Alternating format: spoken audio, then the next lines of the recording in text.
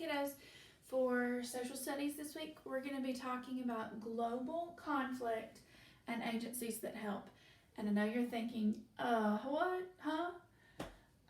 So the deal is that not everybody in the world gets along. Sometimes people are arguing over land borders. Sometimes they're arguing about access to resources. They're arguing about power. They're fighting over all kinds of things. Sometimes areas have some not so great living conditions, or a natural disaster may have just happened, and the people that live there are in dire need of help and assistance from somewhere. So we're going to talk about some different agencies that do those jobs, both here in the United States and in Alabama, and then also all around the world. Okay, so the first one we're going to talk about is the United Nations. Now, this was founded in 1945 after World War II. It's made up of 193 different nations, okay? And then there are councils made up of leaders of those nations that provide aid during a crisis or crises.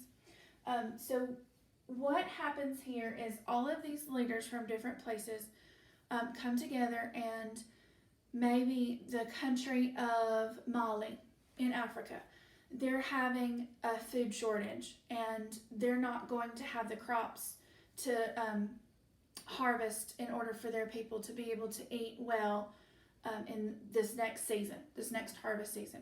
So the United Nations, they all talk about it and they all decide together that they need to go aid that country. So all the other countries will come together and pour resources into that country, whether it be food, whether it be water and irrigation systems, all kinds of things to help, okay?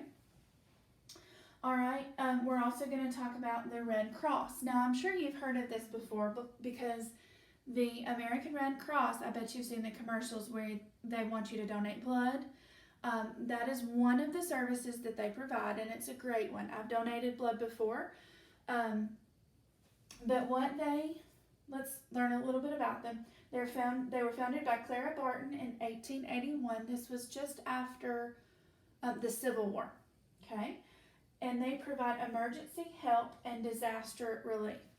I'm going to attach a video with this assignment that can kind of go over what the Red Cross does here at home, some things that they can do, that they do to help a family. This particular family has had a house fire, and they're going to provide some aid for that, okay? All right, then we have FEMA. FEMA is one of our organizations here in the United States, and every state and most counties have their own FEMA department or like person who gets in touch with all of those people, okay? It supports citizens and first responders and helps to prepare for and respond to hazards and natural disasters, okay? All right, and then we also have the World Health Organization, which you may have been hearing about in the news, the WHO. I drew this arrow right here because they are actually a division of the United Nations, okay? The World Health Organization advocates for universal health.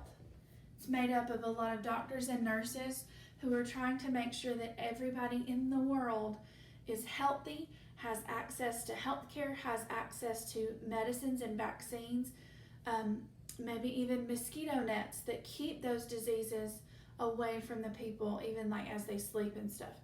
They're the ones who respond when there are things like pandemics or epidemics, when there's unknown diseases. The World Health Organization is one of those organizations that step in and try and help everybody out, okay?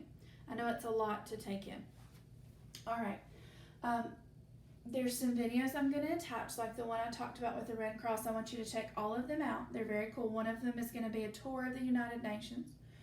And after you watch everything, I want you guys to comment with the organization listed that you are most impressed with and would like to learn some more about. Okay? All right.